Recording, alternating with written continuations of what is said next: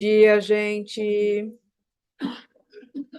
Sejam muito bem-vindos mais uma vez. Que a paz de Jesus esteja com todos nós, aqui presentes e os que estão nos acompanhando online. E que a gente tenha uma manhã mais uma vez agradável aqui nessa nossa casa cristã, espírita, que segue os ensinamentos de Jesus e a codificação feita por Allan Kardec. Mais uma vez, a gente pede para vocês verificarem os celulares. Algumas pessoas devem estar chegando ainda. E lembrando a vocês, então, que essa nossa manhã é feita de no máximo uma hora. A gente faz esses recados iniciais da casa, depois temos a oração inicial, normalmente feita pelo palestrante da casa, hoje será feita pelo nosso palestrante convidado. Depois nós fazemos as vibrações, a oração final, aí nós encerramos o atendimento, a transmissão online, e aí nós faremos os passes aqui mesmo nessa sala, permanecemos aqui, ok? Lembrando a vocês, então, que nós temos o nosso curso que já está em andamento, com transmissão somente online do Livro dos Espíritos, às terças-feiras, 7 da noite, e na quarta-feira, o estudo do Espiritismo 1, que é presencial e online, mas por enquanto está para os inscritos, tá? Se alguém quiser saber alguma coisinha a mais depois, nós estamos à disposição para conversar, tá? Então, nós temos nossas mídias para vocês estarem acompanhando os nossos recados e as transmissões. Vocês podem nos acompanhar pelo Instagram, pelo Facebook, e a gente agora está conseguindo colocar os vídeos das nossas palestras no YouTube, tá bom? Nós temos uma urna de vibrações, se vocês desejarem colocar os nomes para as vibrações, que nós fazemos a nossa mesa mediúnica todas as quintas-feiras e ela é uma mesa fechada. E tem também a forma de vocês colocarem isso preenchendo um formulário online que também está disponível no grupo. Quem ainda não estiver no grupo do WhatsApp e desejar participar, é só deixar o número, ali tem como anotar, para a gente acrescentar vocês no nosso grupo. Uma outra coisa que a gente está em encaminhamento do nosso atendimento fraterno, a gente está engatinhando, a gente esbarra um pouquinho ainda na nossa falta de espaço físico e de trabalhadores. Então, se vocês desejarem alguma orientação da parte para ajudar na parte de saúde, na parte espiritual, emocional, por favor, façam contato com a gente, ou também pode preencher um formulário que encontra-se disponível, ok? Não lembro se tem mais alguma coisa. Eu falei. No finalzinho, gente, nós somos muito calorosos, né? E quando a gente é muito difícil eu falar que eu sei que eu sou barulhenta, mas a gente precisa manter o silêncio e a concentração. Então, alguns trabalhos continuam aqui depois que termina a palestra, então a gente convida vocês a, quando terminar, tem uma cozinha mais à frente, à direita, passando o banheiro à direita, tem uma cozinha, ela vai ter um chazinho, um café, tem umas bolachinhas lá. Lá dá para a gente conversar mais animadamente e se abraçar do nosso jeito caloroso brasileiro para se despedir para ir embora, tá bom? Para a gente evitar o tumulto que fica aqui na porta e porque também tem um trabalhador de uma outra instituição aí na frente e a semana passada ele se sentiu incomodado. Então, vamos dar início aqui à apresentação do nosso palestrante do dia, que é o Max Lânio. Ele é trabalhador da Federação Espírita Brasileira e hoje ele vai falar para a gente sobre a tempestade acalmada e, antes disso, ele vai nos oferecer a nossa oração inicial. Max, muito obrigada mais uma vez pelo aceite do convite. É uma gratidão enorme de todo o grupo. Senti que sempre tem trabalhadores querendo nos auxiliar aqui nesse nosso trabalho que ainda engatinha em algumas coisas. Muito obrigada. Então, a palavra está com você. Obrigada. Muito obrigado, gratidão por estar aqui. É uma honra muito grande para mim e, acima de tudo, uma alegria enorme poder falar do Evangelho de Jesus nesta oportunidade. Então, hoje nós vamos falar de um tema que nós vamos examinar, que é um tema inusitado, porque é um fato completamente extraordinário, como alguém pode mandar a tempestade parar e a tempestade parar. Então, nós vamos examinar isso com muito cuidado, à luz dos ensinamentos da doutrina espírita, a fim de que nós possamos compreender esta mensagem que virá e, ao mesmo tempo, possamos internalizá-la para o nosso uso de foro íntimo. Então, vamos iniciar com a nossa prece, convidando as amigas e os amigos que assim se sentirem à vontade para fechar seus olhos e nos colocarmos diante do Senhor da vida para louvá-lo pela vida. Obrigado, Senhor. Obrigado por mais um dia que o Senhor nos concedeu, pela graça da vida que hoje experimentamos aqui na experiência terrena. Obrigado, Senhor, por nos dar tudo de que necessitamos para cumprir os nossos deveres para com as tuas leis. Obrigado, Senhor, por nos dar a luz do Evangelho, permitindo que teu Filho descesse de tão alto, a fim de trazer luzes para os nossos corações. Obrigado, Senhor Jesus, pelo seu Evangelho que nos dá o roteiro seguro de como devemos conduzir nossas vidas, conduzi-las com abundância, como o Senhor nos prometeu. Obrigado, benfeitores espirituais, mensageiros do mais alto, que cuidam deste trabalho, que estão conosco aqui agora, para que o trabalho se faça suave e sereno. Muito obrigado, que assim seja. Bom, gente, então, como nós falamos, o tema que nós vamos examinar hoje, ele é extremamente, vamos chamar assim, chamativo, porque ele é uma situação que não é convencional, saibamos disso, né?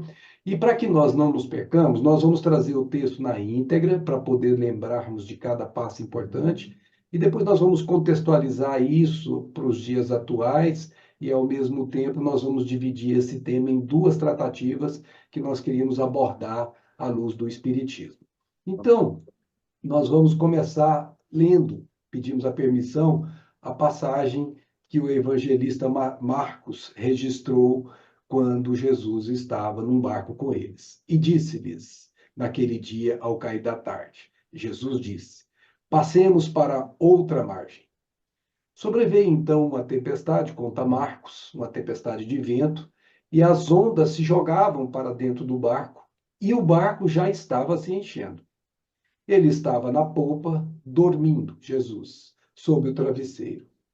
Eles o acordam e dizem: Mestre, não te importa que pereçamos? Levantando-se, Jesus conjurou severamente o vento e disse ao mar: Silêncio, quieto. Logo o vento serenou e houve grande bonança. Depois ele perguntou: Por que tendes medo? Ainda não tendes fé?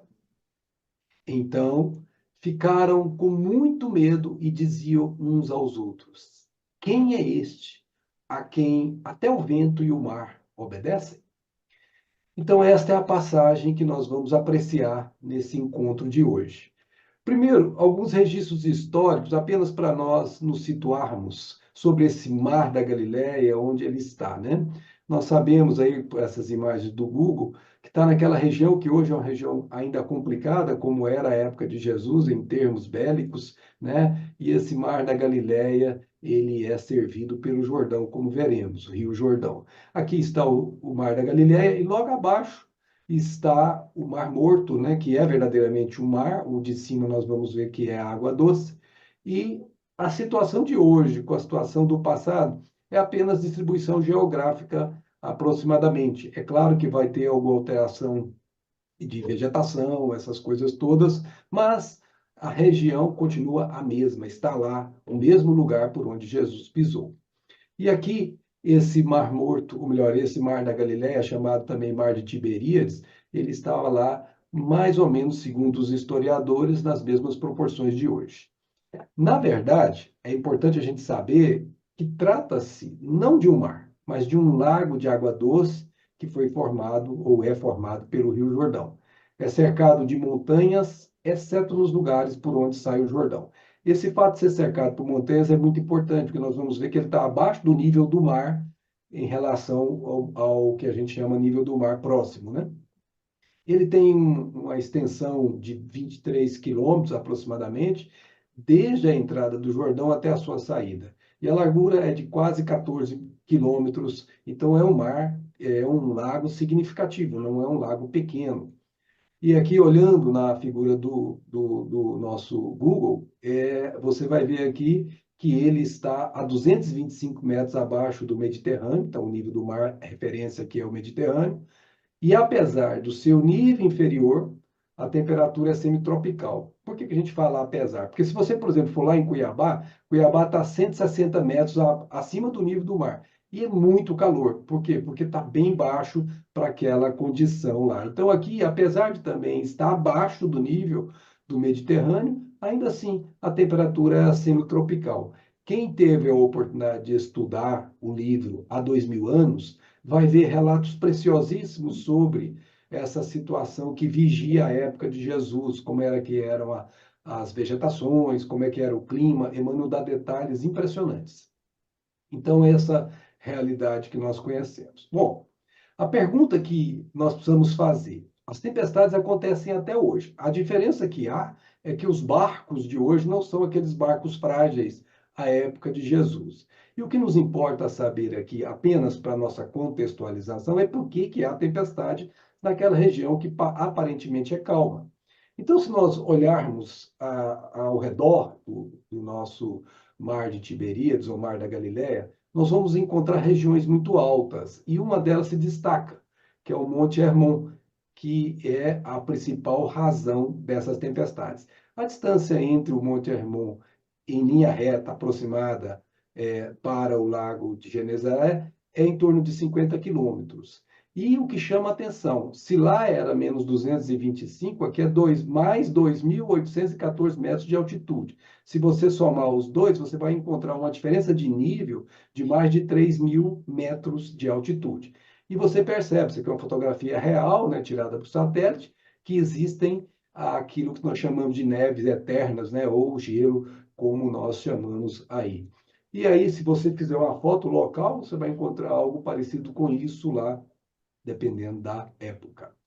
E aí, por que as tempestades ali são frequentes? Elas são frequentes e às vezes violentas porque o ar quente que é produzido pelo clima semitropical lá do Mar da Galileia, quando ele se choca com o ar frio que vem das montanhas mais próximas, principalmente aqui a referência principal, o Hermon, você tem o que é um fenômeno meteorológico comum. Então, as nossas tempestades lá, elas não têm nada de anormal, elas são completamente convencionais.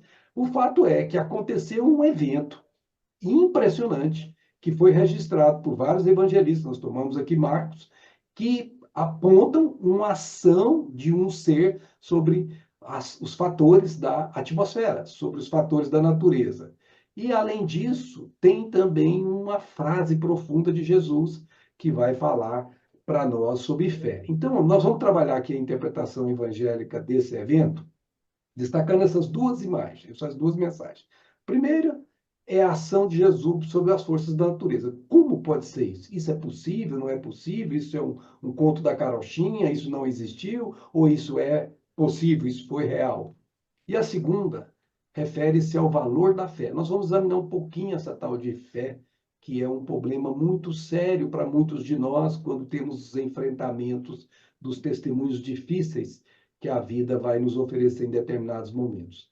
E essa confiança nesse ser superior que desceu até nós, que nós chamamos aqui de Messias divino. Então vamos primeiro examinar a questão dos seres que atuam na natureza. Nós vamos estudar o Livro dos Espíritos e vamos encontrar várias questões em que Kardec examina isso detalhadamente.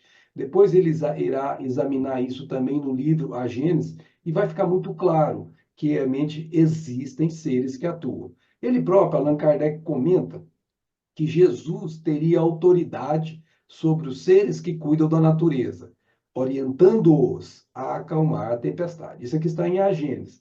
Mas antes disso, nós vamos lembrar que esses seres que atuam na natureza, eles existiam, mas precisam ser comprovados. Como é que a gente comprova isso? Então vamos lembrar primeiro pela mitologia.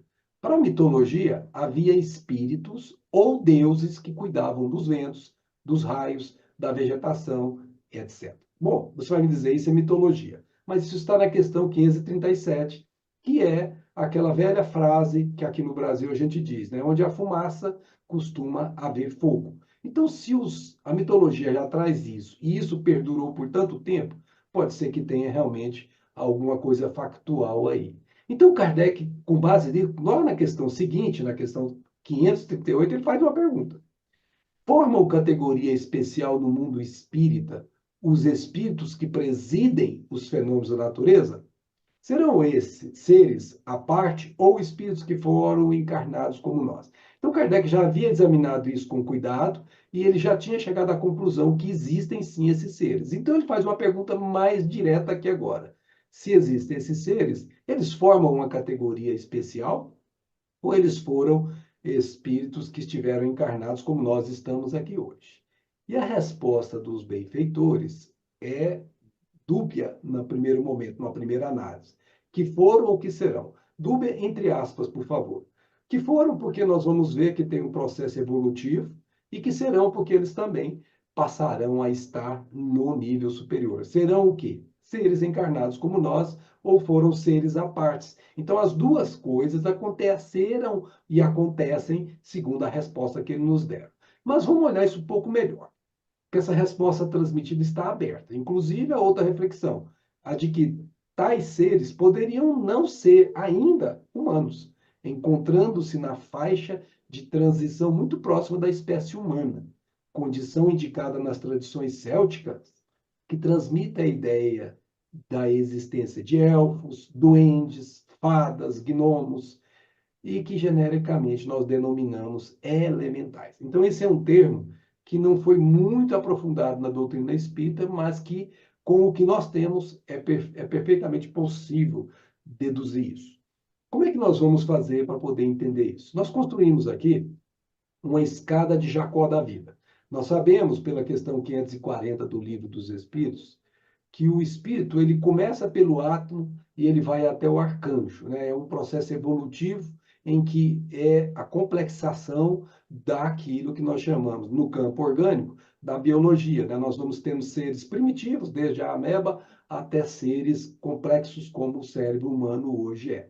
Mas ainda estamos longe da angelitude, portanto, nós estamos ainda num patamar bem aquém dessa escada. E nós só temos informação até a tal da angelitude. Para cima da angelitude, nós não sabemos o que existe, e o que existia antes do reino mineral também não fica claro.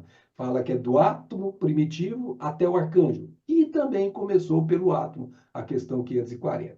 Mas o que eu quero chamar a atenção aqui é esse ponto. Nós passamos como princípio espiritual, espírito com E minúsculo, por 3 estágios. Desenvolvemos nesse período do reino mineral a inércia. Fomos ali aprender com os minerais, a nos submetermos como princípio espiritual a essas questões impostas pelos ângulos, pelas distâncias interatômicas, para formar, por exemplo, os cristais. Isso é uma temporada que o princípio espiritual passa, obviamente longa, até que ele esteja preparado para aportar no nível superior, que é o reino vegetal. Nós aqui simplificamos em 3 reinos para que ficasse mais simples. E aqui nós vamos lembrar que existe se lá existe inércia, nesse estágio aqui, existe uma força que os propelem para frente, que é o tropismo, né? No caso principal dos vegetais, nós temos o fototropismo, aquela atração inelutável que todo vegetal tem para subsistir, para poder viver. Passada essa etapa em que esse tropismo, essa experiência que inicialmente, né, não tem dor, não tem instinto, não tem nada, mas tem aí elementos importantes, esse princípio espiritual consegue aumentar o seu arquétipo na linguagem de Jung e ele aporta no instinto do reino animal. Aqui, então, ele se aproxima muito do que nós já somos. Nós também, humanos, temos muito do instinto. E essa por uma razão muito simples, nós estamos muito mais perto deles do que da angelitude. E depois de um tempo, nós sabemos que isso tudo aqui é como se fosse uma gestação do espírito. É como se você tivesse um bebê durante 9 meses no ventre materno. Então, forma-se um embrião do espírito. Por isso que é espírito com E minúsculo, por isso que a gente chama de princípio espiritual. Ainda não tem individualidade, não tem livre-arbítrio moral, não tem aquelas condições do pensamento contínuo. O pensamento dos animais é fragmentário, como o André Luiz nos ensina em Evolução em Dois Mundos, mas, na verdade, ele só vai poder se tornar espírito com E maiúsculo quando ele deixar de ser embrião, que é a próxima etapa. Quando ele é a porta, como se fosse o nascer do ser humano, da espécie humana, quando ele então vai começar a desenvolver a inteligência no estágio do homem primitivo. Depois, passado muitos milênios, ele vai desenvolver a tal da razão, no que nós chamamos aqui de homem comum, que é a esmagadora maioria dos 7 bilhões de habitantes que nós temos nesse planeta encarnados. E, obviamente, a razão nada mais é do que essa inteligência agora com responsabilidade. A criatura pondera, como Paulo diz, tudo posso, mas nem tudo me convém. Esse estágio já exemplifica claramente um processo evolutivo significativo. Mas o estágio que nós estamos conquistando ainda não o temos instalado completamente no nosso planeta, é o da humanidade, em que, além da razão e dessa inteligência com responsabilidade, como chamamos, você vai ter que desenvolver um outro quesito fundamental que se chama sentimento. E esse sentimento, junto com a razão, é que vão ser as asas que nos vão levar para o pórtico da espiritualidade, como nos ensina Emmanuel. Então, esse estágio aqui é o período evolutivo do homem nesta fase em que ele antecede a angelitude. Isso nós chamamos lá no Livro dos Espíritos de reino hominal. O ponto que nós estamos chamando a atenção é esse aqui. É a passagem do instinto para a inteligência, ou seja, do animal para o ser primitivo, que no reino, que no mundo espiritual, nós ali chamamos de gnomos, naquelas coisas místicas, mas que os espíritos chamaram de elementais, seres que não são ainda humanos, mas que o serão, como disseram os espíritos na resposta que foi feita. Então, nós não temos certeza, como dissemos, não foi profundamente examinado. Seriam os equivalentes do que na nossa condição evolutiva desse planeta, com essas imagens que a gente construiu a partir de fósseis, esse Australopithecus, uma alma com A minúsculo, ainda não seria, eu estou dizendo o equivalente a, não estou dizendo que são eles, mas seria o equivalente a eles, seria ainda princípio espiritual e não propriamente espírito com E maiúsculo. Então, esse estágio nós não sabemos ao certo se são eles, se não são eles, mas que está no ínterim entre o homem primitivo e o animal, nós não temos dúvidas. Bom, mas existe uma autoridade sobre esses espíritos, porque nós vamos ouvir Jesus dizendo silêncio, quieto, como está aqui. Eu vou reproduzir novamente. Levantando-se, ele conjurou, chamou a atenção severamente do vento e disse ao mar, silêncio, quieto. Logo o vento serenou e houve grande bonança. Então houve uma autoridade, a voz de Jesus impôs-se sobre alguma entidade que o ouvia. Na questão 539 de O Livro dos Espíritos, Kardec indaga isso.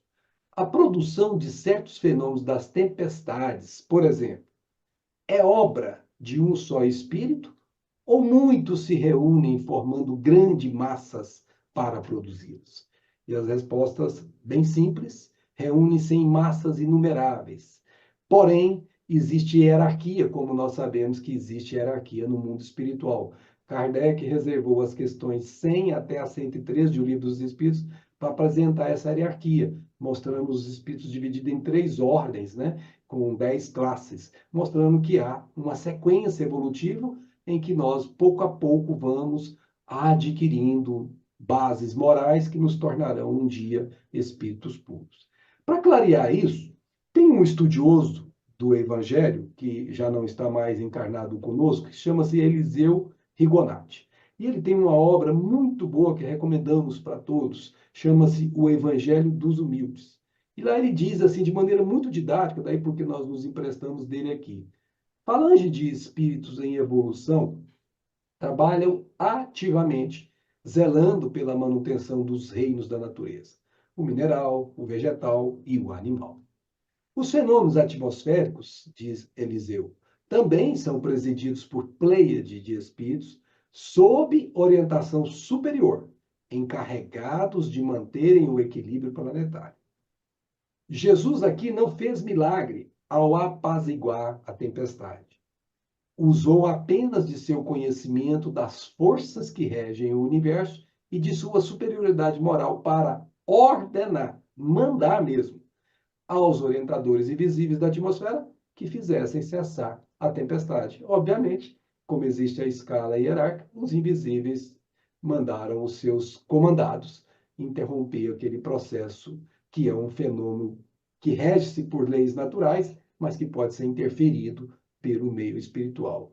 Aí você vai dizer assim, mas como assim? Rege por leis naturais, leis físicas, químicas, leis atmosféricas, e pode ser interferido? Sim, você conhece a história do Espiritismo. Nasceu por mesas que giravam, mesas que se movimentavam, entre aspas, sozinhas. Não, existiam forças que contrapunham as forças da gravidade e interferiam nas relações naturais das leis físicas. Então, sim, os espíritos podem interferir nos fenômenos da natureza com toda a condição, quando, obviamente, suscitados para tal. Não vão fazer isso se não houver razões que, obviamente, indiquem isso.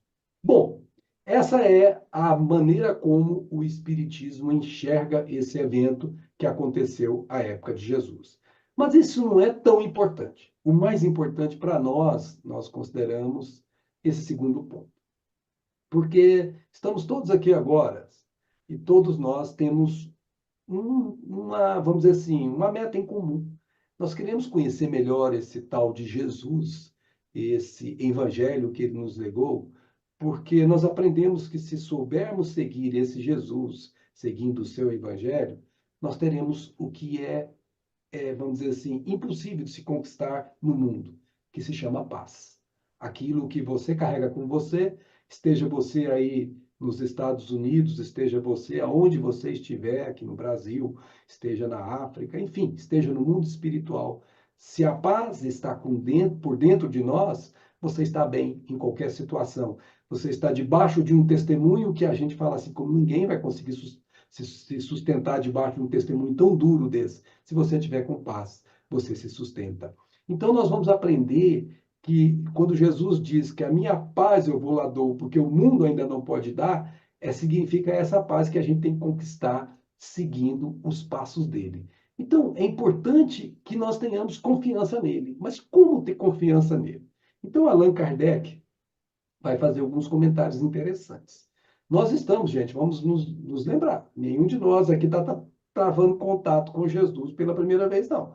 São 2000 anos que nós já travamos contato através de outras escolas religiosas com os ensinamentos de Jesus.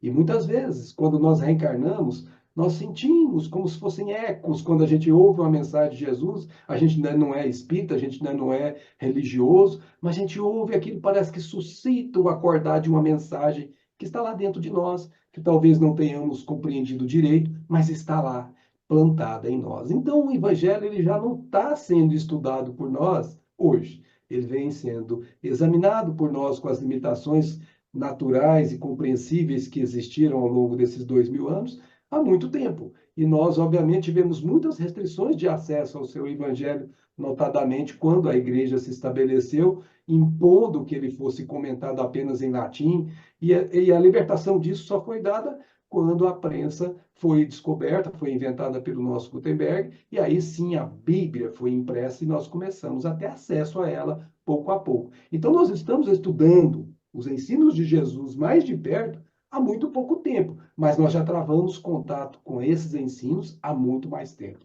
Então vamos ouvir os comentários de Allan Kardec. Ele diz assim: Jesus sabia de antemão que não havia um perigo real. E ainda que estivesse dormindo, o seu espírito permanecia ativo, tendo ciência de tudo. Gente, é importante nós lembrarmos, né? O espírito não dorme. Quem dorme é o corpo. O corpo, sim, precisa de repouso, precisa se refazer com as suas forças vitais. Mas o espírito, quando você dorme, ou quando você entra em processo de desdobramento, ele vai para o mundo espiritual e vai se retemperar com os contatos com aqueles espíritos que se afeiçoam. E nós estamos falando aqui de espíritos convencionais, não estamos falando aqui de espíritos sob processo obsessivo, por exemplo. Então, nesse momento, quando ele se retempera no mundo espiritual, se ele tem, por exemplo, um problema para resolver, ele às vezes conversa com benfeitores do mundo espiritual, seus amigos, e quando volta, volta com novas ideias, que em inglês nós chamamos de insight, que na verdade são intuições, que nós, obviamente, vamos adquirir nesses encontros. Então, Jesus não estava dormindo, e, obviamente, os nossos apóstolos, que naquela época ainda eram discípulos, não eram verdadeiramente apóstolos ainda, estavam aprendendo, eles temeram, porque eles achavam que Jesus estava despreocupado. Se o barco fosse afundar ou não afundar, Jesus não estava nem aí, como se fosse o outro. Né? Eu, se estivesse lá, eu teria gritado mais alto que eles, brincando com vocês aqui. Porque realmente é assustador. O mar está para lá, está para cá, está entrando água no barco, e o homem está dormindo, aquele que nós confiamos nele. Então imagina a preocupação deles. E aí a gente entende o quanto a gente ainda tem que conhecer Jesus melhor. Os discípulos, na verdade, diz o nosso querido Allan Kardec em Agendas, os discípulos deveriam confiar no Senhor, mesmo estando eles dormindo, porque eles estavam, talvez eles não soubessem disso, diante da autoridade, o governo maior do planeta. Eles tinham isso intuitivamente, talvez eles não compreendessem como hoje nós compreendemos, por exemplo, quando Emmanuel trouxe o livro A Caminho da Luz, em que ele revela que Jesus é o governador do planeta e que, desde a sua origem, o planeta estava sob as suas ordenações. Aliás, o planeta foi formado sob a sua orientação. Então, o ponto é, por que que esses apóstolos, que seriam apóstolos, esses discípulos, não tiveram a confiança em Jesus? E remetemos para nós essas perguntas. Por que que também, às vezes, nós não temos essa confiança quando as coisas apertam, quando as situações se tornam difíceis, quando os movimentos se tornam testemunhais, quando as provas são aquelas provas muito complicadas, às vezes a gente fraqueja, às vezes a gente não se sustenta no que se chama fé inabalável. A razão é muito clara, porque a fé não está pronta em todos. A fé é um processo que se desenvolve como todas as virtudes e também como a inteligência, que também vai se desenvolvendo pouco a pouco. Allan Kardec examina isso de maneira magistral e eu trouxe aqui para que a gente veja como é lúcido o ensino dos Espíritos para que a gente possa compreender as mensagens de Jesus. Kardec diz lá no Evangelho segundo o Espiritismo, logo no capítulo 19, item 7, diz ele: em certas pessoas, a fé parece de algum modo inata. Ou seja, a pessoa traz aquilo naturalmente, assim como certas pessoas tocam o instrumento como parecendo que já tinham tocado muitas e muitas vezes antes, mas quando pega pela primeira vez nesta encarnação, toca como se já tivesse e surpreende todo mundo. Quantos e quantos casos nós vemos desses aí em crianças? Também a fé funciona dessa forma. Alguns de nós, algumas pessoas nesse planeta, trazem essa fé inata, estão dentro delas. Para acordar, para desenvolver, para fazer ela aparecer, Kardec diz que basta uma centelha, basta uma fagulha e ela começará a se desenvolver. Essa facilidade de assimilar as verdades espirituais é sinal evidente de anterior progresso. O que significa isso? Você está travando contato com essas verdades agora, mas não é a primeira vez. Eu estou dizendo aqui de uma pessoa que traz a fé inata. Por quê? Porque ele já travou contato com isso antes, já assimilou certas lições e aquilo deu consistência forte neles que podia ser chamado de certezas. E quando ele nasce, ou melhor, quando ele renasce nesse mundo de provas, ele, na verdade, traz essas conquistas guardadas dentro dele. Então, quando ele trava contato com qualquer coisa que suscite o acordar disso, aquilo para ele flui de maneira natural. Isso significa que ele já fez as lições anteriores. Em outras pessoas, ao contrário, ensina Kardec, elas dificilmente, ou seja, as verdades espirituais, os interesses pelas coisas do espírito, a própria espiritualização da pessoa, dificilmente penetram. É como uma pessoa que ouve uma música, por exemplo, uma música clássica, um cânon, e ela nem liga para aquilo, ou a outra que ouve aquilo e começa a chorar de emoção. Numa, as fibras vibram, na outra não. O que significa? Que aquela que nem ligou para aquela música, não teve contato com ela, ainda está com seu aspecto de sentimento, ainda não movimentado por aquelas cordas que ali são sonorizadas. Então, essas coisas não penetram em certas criaturas que ainda não tiveram contato com essas realidades. E Kardec diz que isso é sinal não menos evidente, de naturezas retardatárias. Colocamos aspas aqui nas retardatárias para não ficar, obviamente, uma imagem ruim. Esse retardatário significa apenas que você ainda não estudou a matéria, só isso. Se você pegar uma escola, você está numa determinada classe da escola, não significa que você não estará na classe seguinte se persistir. Então, não é que você é retardatário no sentido de não ter dado conta, é que aquela matéria você ainda não escolheu estudar e ela vai ser estudada no tempo certo. Nós estamos falando aqui da fé. Ou seja, as primeiras, as que já trazem a fé inata, já creram, e olha a palavra, e compreenderam. Preste atenção nisso. Porque quem crê pode descrer, mas quem compreende jamais deixa de compreender. Isso dá para nós uma diferença fundamental entre crer e saber. Trazem ao renascerem a intuição do que souberam, porque eles já sabiam disso. Em outras palavras, diz Kardec, essa matéria eles já estudaram, estão com a educação feita. As segundas, aquelas que ainda são impermeáveis, tudo tem de aprender. Em outras palavras, estão com esta matéria por ser estudadas. Essa educação precisa ser feita. Daí porque nós renascemos inúmeras e inúmeras vezes e em cada uma delas nós pedimos certos campos de ação para que nós desenvolvamos. Mas ainda aqui não estamos satisfeitos com isso, porque nós queremos saber como é que se desenvolve essa fé. Porque se ela é desenvolvível, como é que eu faço para me desenvolver? Então, Kardec, de novo, de uma maneira pedagógica, ele vai nos dar o caminho para isso. Diz Kardec, a fé necessita de uma base. Base que é a inteligência perfeita daquilo em que se deve crer. Olha só o apoio. Para você desenvolver fé, você precisa ter inteligência perfeita do assunto que você quer desenvolver fé. Se você não tem inteligência perfeita, você vai vacilar em certos momentos. Você não tem certezas. E para crer, não basta ver, ensina Kardec. É preciso, sobretudo, de novo a palavra, compreender. Eu preciso saber como funciona, eu preciso saber como isso é, como se dá, eu preciso passar essa elaboração dentro de mim. A fé raciocinada, olha o termo que ele usou, fé raciocinada, passou pelo crivo do bom senso, pelo crivo da razão. Por se apoiar nos fatos e na lógica, nenhuma obscuridade deixa. Por isso que a primeira fé no espiritismo que a gente conquista é a do raciocínio. A gente não crê, a gente sabe. Ah, Marcos, você tem medo da morte, da vida após a morte? Da vida após a morte tem problema nenhum. Morrer para mim é normal. O problema é se eu morrer antes de terminar com as minhas contas a pagar aqui no mundo espiritual. Então, o medo não é da morte. O temor é de voltar antes de ter cumprido os deveres que nós vamos dizer assim, assumimos diante dos nossos benfeitores lá em cima. Então, essa fé raciocinada, ela te dá subsistência firme para você tomar decisões e se sustentar nas decisões que você tomou. A criatura, então, crê. Crê por quê? Porque tem certeza. E ninguém tem certeza, senão porque compreendeu. Veja como é lógico, como é sensato. Você precisa compreender esses fenômenos que Jesus vivenciou. Como ele pôde ter acalmado essa tempestade? Nós vimos agora uma forma de compreensão que o Espiritismo nos ofereceu. E outras tantas situações pelas quais ele nos deixou o seu legado de ensino precisam ser compreendidas, senão como eu vou segui-lo e como eu vou ter confiança sobre ele se eu não compreendo o porquê e para que ele fez isso.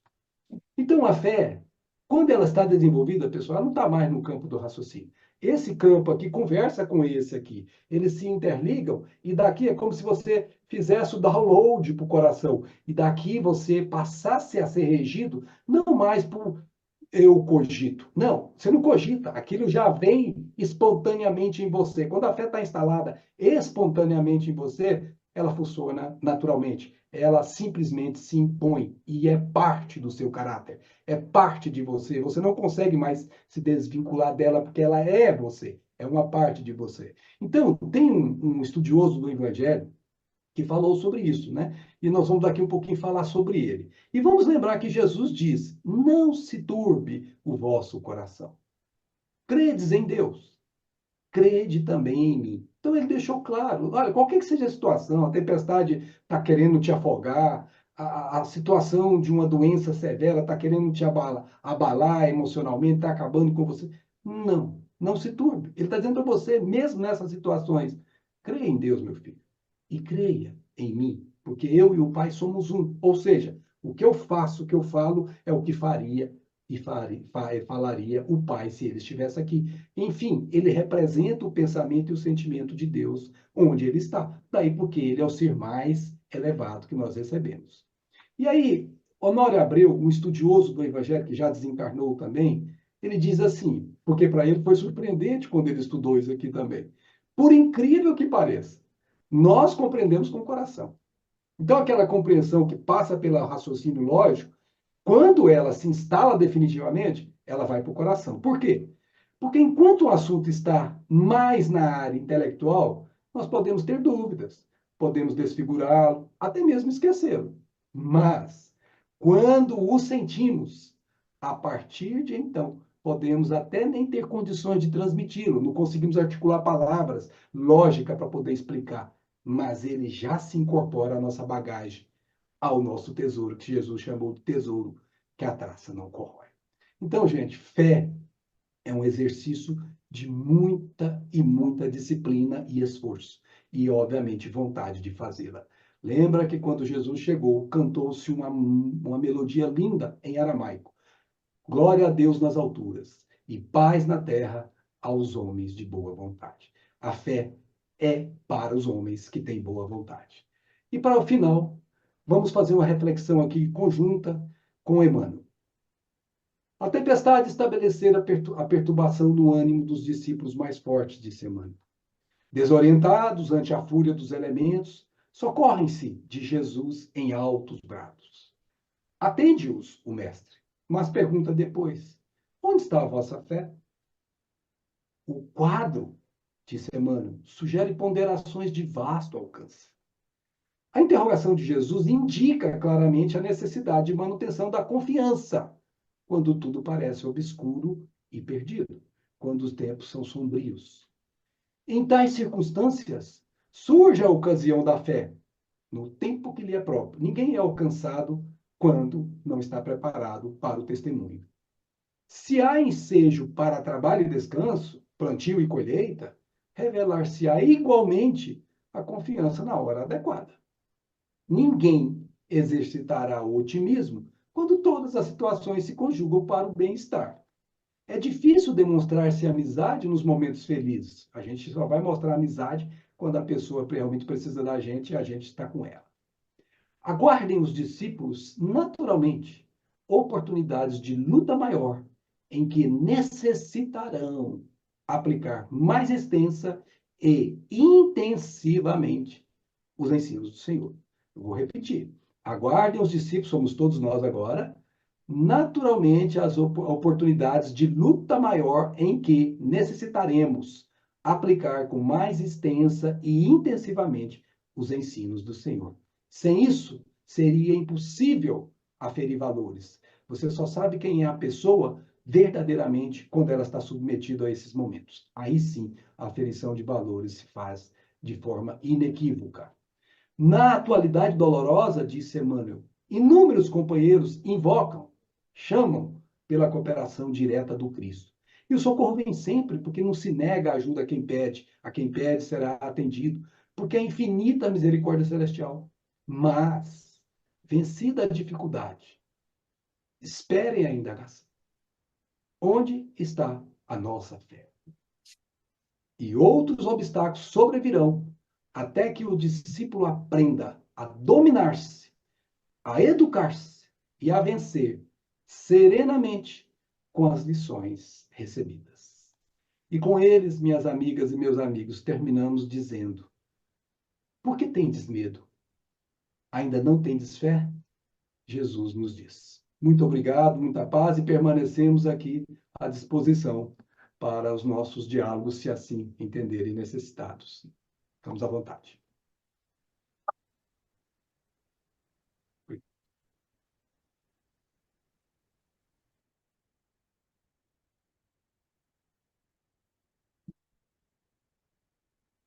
Bom, muito obrigado, Max, pelas palavras de hoje. A gente agradece bastante. É sempre muito inspirador a gente ouvir mais sobre Jesus, né? O interessante é que quando ele estava comentando sobre a fé, o que acontece é que muitos de nós, a gente só exerce a fé no momento da tempestade. a gente não exerce nossa fé no momento da bonança. Quando estamos tendo uma vida tranquila, as coisas estão de acordo, né? Nos trazendo felicidade, a gente nunca vai e agradece ao Pai por essas coisas boas que nos acontecem. Ah, e outra coisa que essa palestra me trouxe será que realmente conhecemos Jesus? Será que cada um de nós realmente conhece Jesus? Os discípulos, né, não sabiam o que estava acontecendo e não tinham a fé, né, que ele fala. A sua fé não era tão forte assim, em confiar em Deus. E um amigo, ele sempre diz, quando eu agradeço a ele, né, pela oportunidade de estarmos trabalhando juntos, ele sempre diz, não agradeça a mim, agradeça a Deus, a tudo. Então é assim que devemos nos conduzir nos nossos dias. Agradecer a Deus por tudo, pelas alegrias, pelas tempestades, porque elas também nos fortalecem muito. Elas nos tiram da nossa zona de conforto. E a fé ela é fundamental para que a gente possa realmente se manter digno e dentro dos caminhos que Jesus traçou e nos mostrou com uma simplicidade. Basta a gente realmente se dedicar aos estudos e procurar cada vez mais se aproximar dele, porque ele está próximo de nós, mas a gente é que tem que se aproximar dele. Então, a gente agradece mais uma vez, muito obrigado. Então, na sequência, a gente vai ter as vibrações, que o Paulo vai oferecer para nós, as vibrações. E depois da oração de encerramento, nós teremos o Solimar que fará para nós a oração de encerramento. E depois disso, a gente encerra a transmissão online e aí a Mara vai nos conduzir com os passos depois. Então, mais uma vez, Max, muito obrigado mesmo pelas palavras e pelo auxílio à nossa casa aqui em Salt Lake City. E obrigado também ao pessoal que está participando online. Gratidão.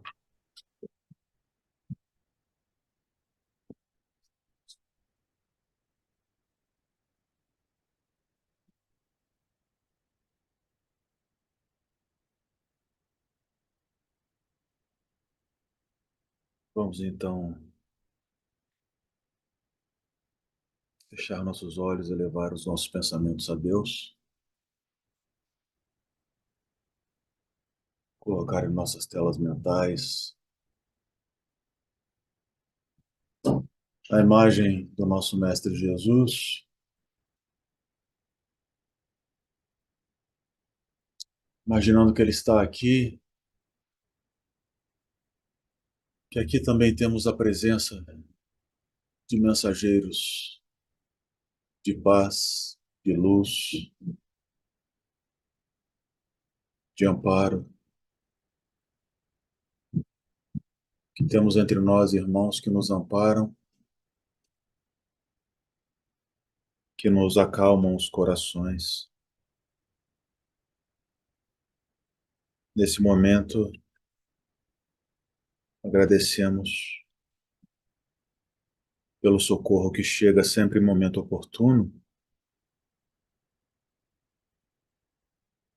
pela luz que vem do alto,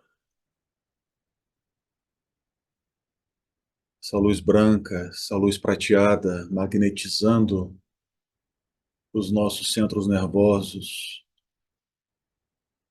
nos reequilibrando. Sentimos nesse momento a presença de médicos, de enfermeiros, de guias e mentores de toda a ordem que se preocupam com os trabalhadores dessa casa, com todos que vieram, encarnados e desencarnados.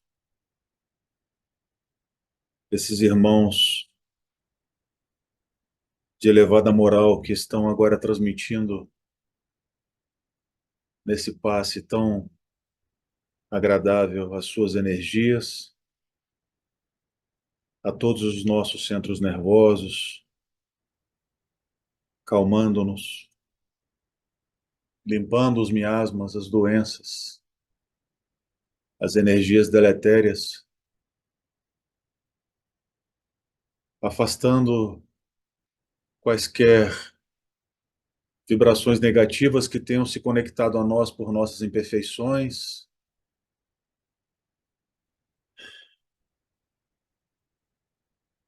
E assim vamos respirando fundo, e ao expirarmos, sentirmos todos os males que nos apoquentam sendo levados para as matas e cachoeiras, para os mares, para os rios, para os orbes, para os hospitais. Muito obrigado pela oportunidade do amparo, do socorro e do trabalho, Senhor. Obrigado a todos que vieram. Que assim seja.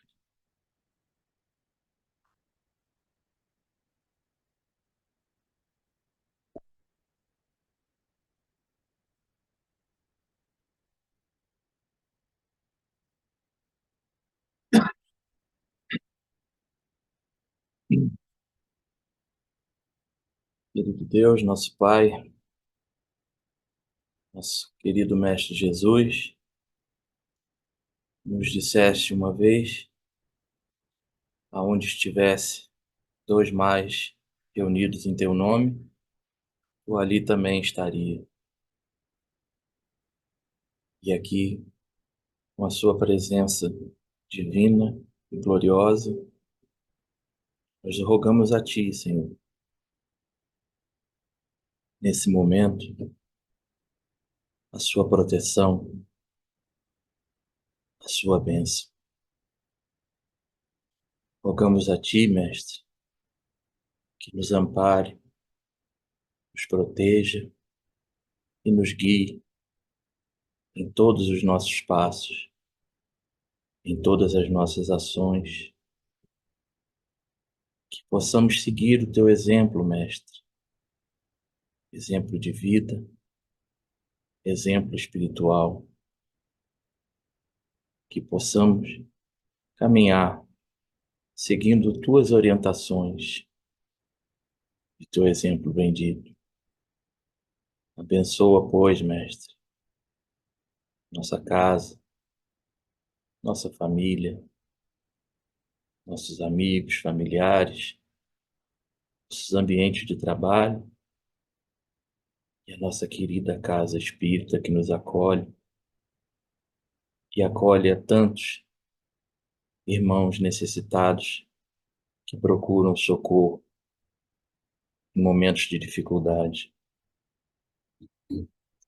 Queremos aqui agradecer aos companheiros do mundo espiritual que nos suportaram, nos protegeram e ampararam nos momentos mais difíceis de nossa caminhada e que assim continuarão a fazer em todos os momentos da nossa existência.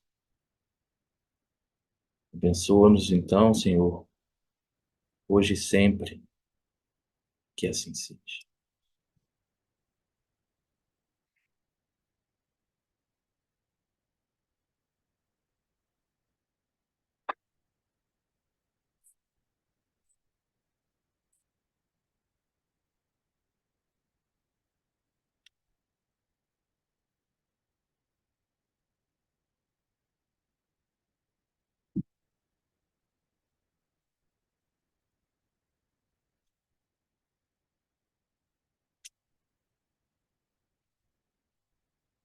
Oi, obrigada, pessoal. A gente vai terminar nossa transmissão online.